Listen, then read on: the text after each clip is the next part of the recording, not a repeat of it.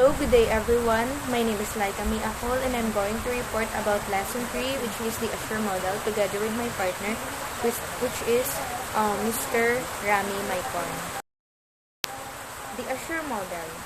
Assure model is a procedural guide for planning and delivering instructions that integrates technology and media into the teaching process. It also refers to systematic approach of writing a lesson plan that helps teachers in organizing instructional procedures. Ang Assure model is isa ka guidelines ng teachers na ila ginagamit to develop lesson plans with the use of technology and media. Ang focus ng Assure model is on the learners sang ilang outcome, overall outcome for the accomplishing objectives. Steps for Assure model. Number 1 is the analyze learners. That is the description of the class as a whole. This includes such as information as the number of students, grade or age level, gender, socioeconomic factors, and exceptionalities in cultural or ethnic or the other types of diversity. Ang analyze learners, bilang isa ka teacher, you should analyze and understand sang imo learners' needs, ila attitudes, abilities, and ang ila nga potentials. Paano ini nga mga factors makarelate to their achievement of your learning objectives. This is achieved through a learner analysis. Siyempre, as a teacher, you should also observe the potentials ng imo learner para mabalaan mo kung paano mo ma-enhance pagidang ilang knowledge. Example, through grading system. Mahatag mo sila, matagaan mo sila sa grades based ang ilang performance. Para mabalaan nila kung paano nila ma-cope up kag ma-increase nila ang ilang grades because may basihan na sila which is ang ilang grades na ginhatag sa ilang teachers. Next, state objectives. Statements describing what the learner will do as a result of instruction. Teachers should state objectives because makahelp na sa ila select kag mag-organize ng content. Kita nga student learn most efficiently when we know the objectives sang specific lesson or learning activity nga ginhatag sang teachers. If ang students are aware of the intended outcome, therefore, kabalo sila kung diin ila focus should lie. Additionally, ang teacher simply gives sa ila students sang target their learning. Third is the select methods, media, and materials. This is the step where instructor will build a bridge between the audience and the objectives. You need to decide what method will you primarily use. Bilang isa ka teacher, importante mag-choose ka methods and materials that will appropriately meet sang imo kinahanglanon when you are teaching. Kag this is very require a lot of planning kag preparation. Kag dapat teachers also choose some materials that must be sourced ahead of time kag mas relevant kang functional. Next is the utilize methods, media, and materials. Plan on how you are going to implement your media and materials. For each of media or materials, select and describe in detail how you are going to implement them into your lesson to help your learners meet the lesson objectives. Teachers should use or utilize ang selected or chosen methods, media, and materials para mas klaro kag maintindihan kadali sang ila students ang ila lesson kung they are teaching. Kag they also need to know the advantage of using methods, media, and materials kung paano ini makabulig sa ila pagtudlo as a teacher. Example, in our face-to-face learning, you should use materials or tools for academic like overhead projector, audiovisual aids, etc. para makita mo ang levels ng interest ng imo students while you are discussing your lesson para hindi ma-board kisa ang students. If necessary, teacher will use modernized materials in teaching. Next, number 5 is require learners participation. Describe how you're going to get each learner actively and individually involved in the lesson. For me, I think this is one also very important component because gina-promote mo ang learners' participation and this is very required. Ganami ang flow sang klase kag very understandable ang lesson kung ang students showing actively involved sa ilang klase.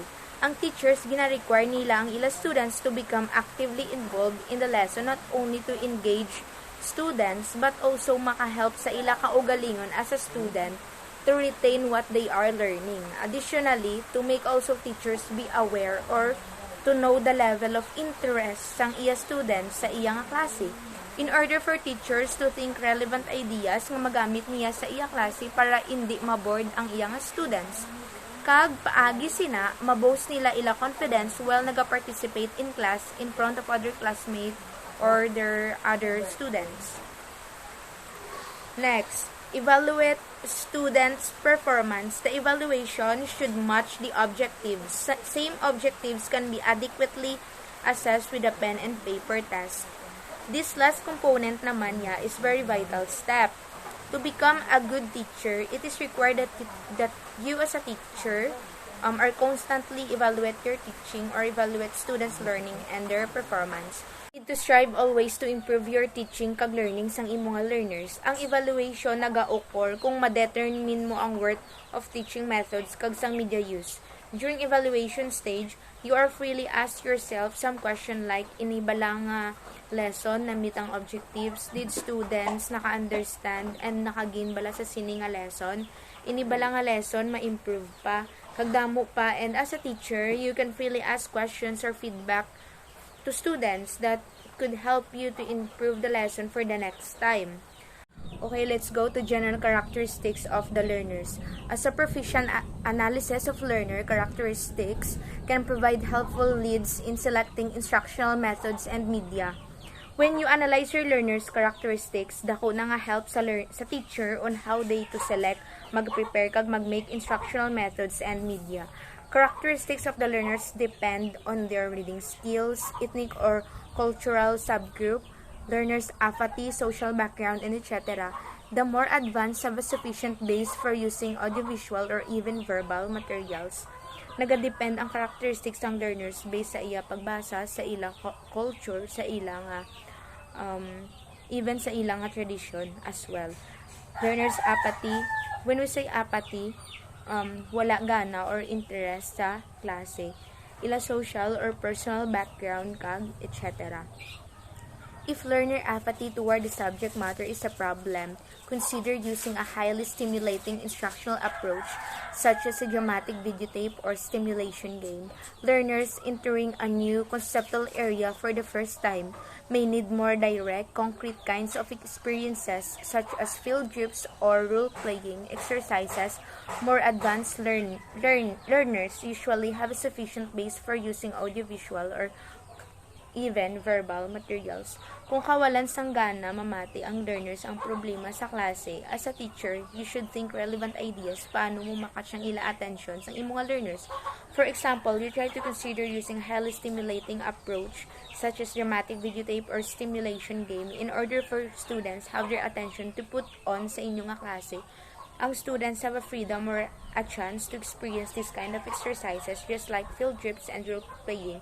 In that ways, may matun-an na sila, may experience pa, and also ma-enjoy nila ang life as a student through participating these kinds of activities nga imo nga ginhimo as a teacher.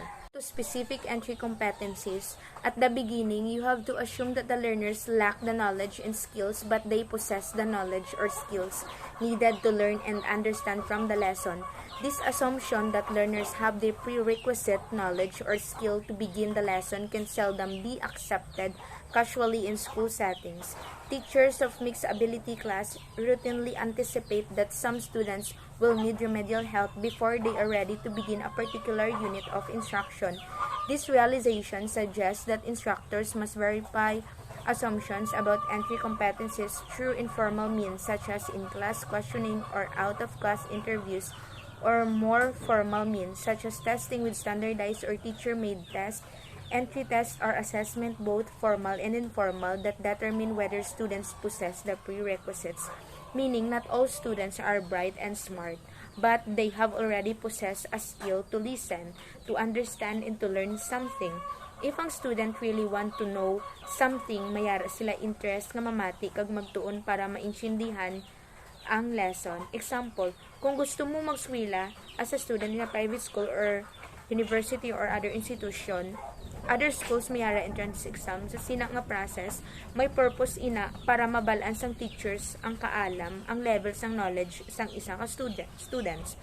Kung makapasar ka, they will accept you to enroll sa ila school or institution, meaning entry competencies is present for students. They require students to have sufficient nga kaalam before mag-proceed. And every teacher have different or narisari nga skills or abilities sa pagtudlo para or kung paano nila mabuligan ang estudyante maging more knowledgeable kag maging more empowered sa pautukay. Next, learning styles. Learning style refers to a cluster of psychological traits that determine how an individual perceives, interacts with, and responds emotionally to learning environments. Gardner was dissatisfied with the concept of IQ and its unitary view of intelligence. He identified 7 aspects of intelligence.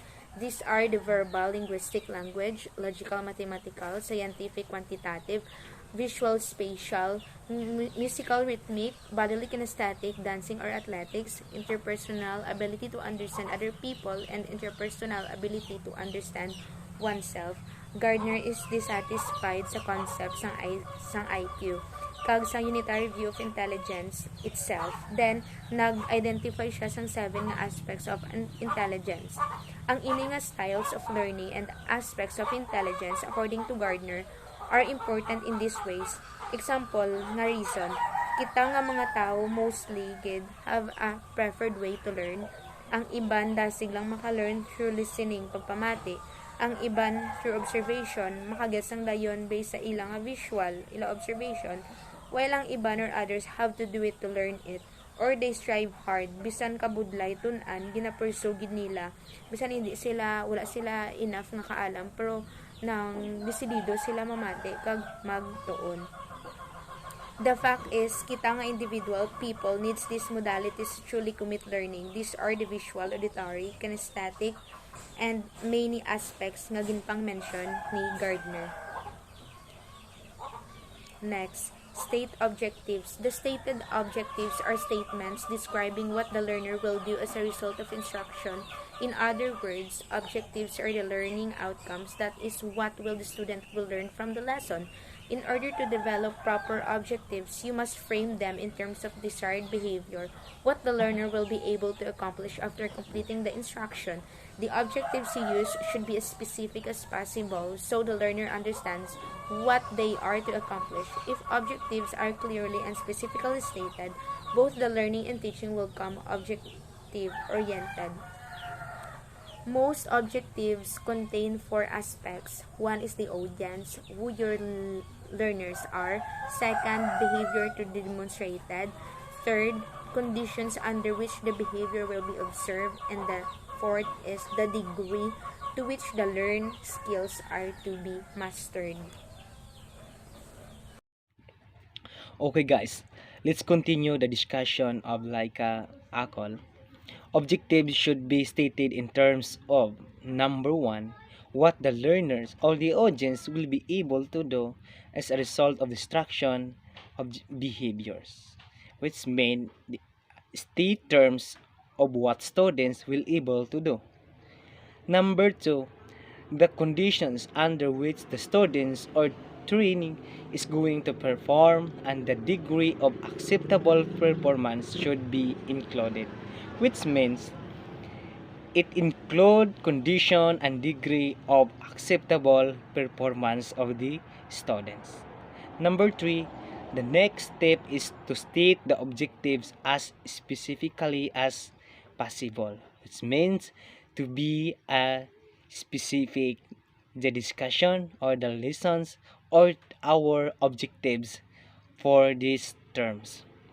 And also the last, number 4, the objectives may derive from a needs assessment or a course syllabus stated in a textbook, taken from a curriculum guide or developed by the instructors.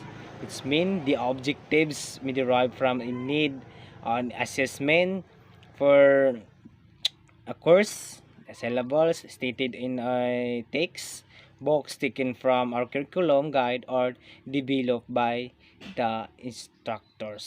So diri makita of how our objectives ang ma-assess nato through sa mga textbooks, the curriculum guide nga aton nga ginasunod, kag how to develop their lesson or their objectives ang gihimo sa mga instructor. So in this lesson, we and also so very essential our objectives, because this is the center of teaching or aton nga goal for teaching. This is also our target on how we need to be specific kung ano ang needed nga mahibaluan or mabaluan sa estudyante. So hindi na tayo mika kung ano at kung ano pa ang ginahimo naton. So dapat ang nakabutang sa aton nga objectives kung ano ang himuon sa estudyante or sa estudyante naton para maabot naton ang goal, at dapat makabutang or nakastate sa course syllabus or sa curriculum guide, because naka-align ta sa aton nga syllabus or sa curriculum guide para hindi ta syado mabug-atan sa aton nga pagahimuon. So once you know your students, you begin writing objectives of your lesson. Objectives are learning outcomes, that is what will the students get of the lessons.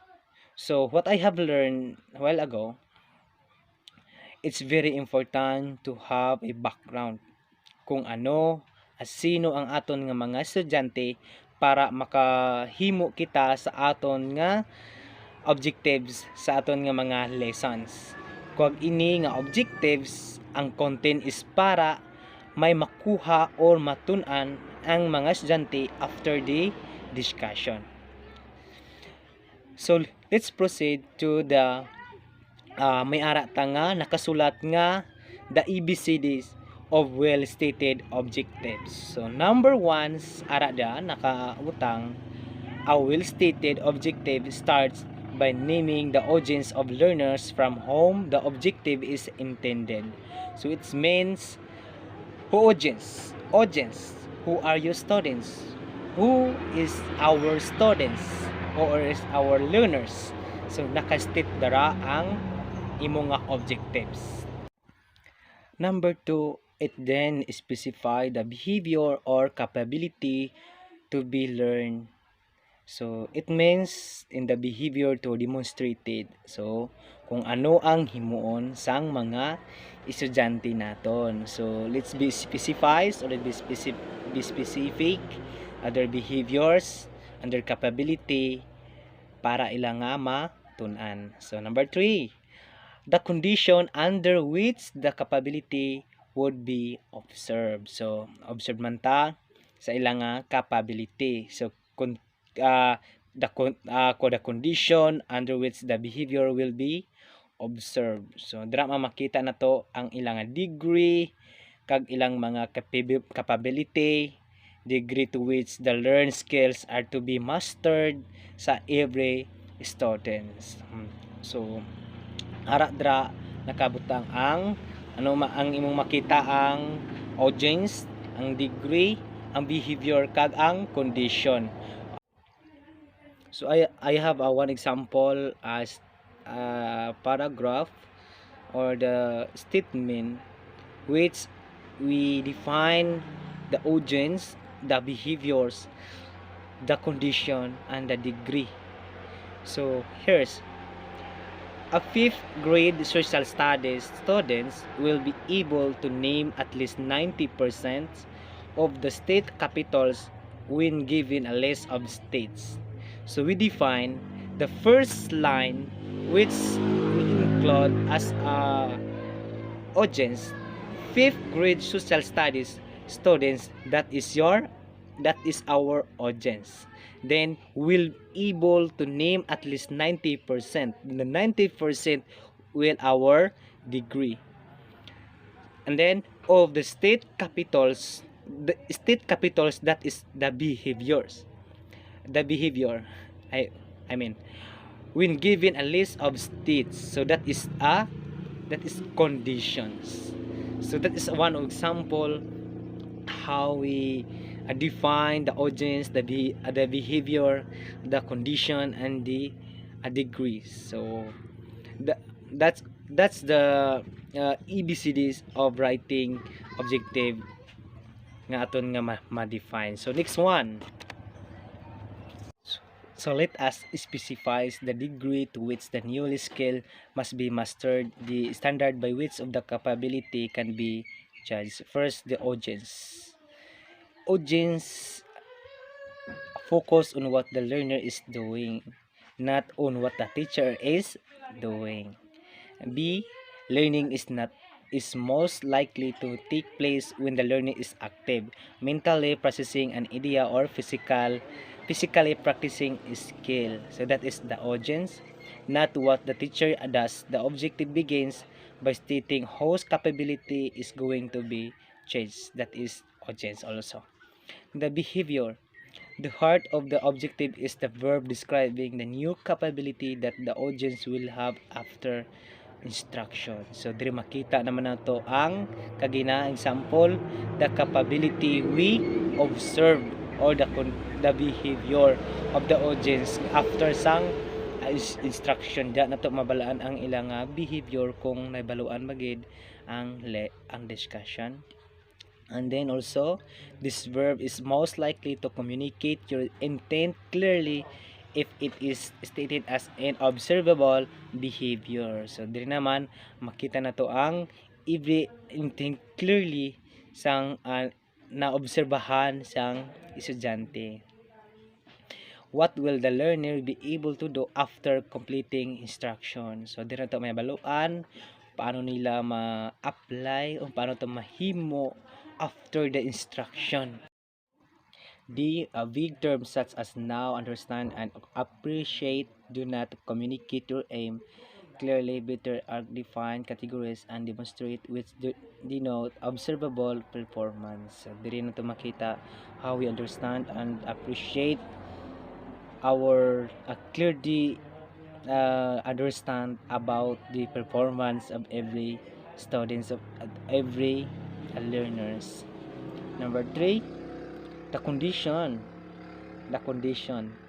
Statement of objective should include the condition under which performance is to observe it such condition are relevant. So, dito na to makita, we focus to our objective, include na to ang condition, how it is relevant to the learners. So, makita naman na to ang ilang performance, how we observe, how we find their knowledge, we find the how where they get the attention of the learners through our observation and also their performance. So that is the conditions. You almost done about our reporting about the Azure model. Thank you and keep safe. We're done. Thank you for all. Hoping you better, hoping you learn better about our report, about the discussion. Hope you learn about the Azure model, especially the 6 model step by step, and the state objectives nga aton nga mahibaluan is about some the audience, how we identify that, then the behaviors, the degree, and the condition of every student. So thank you so much. Goodbye and keep safe everyone.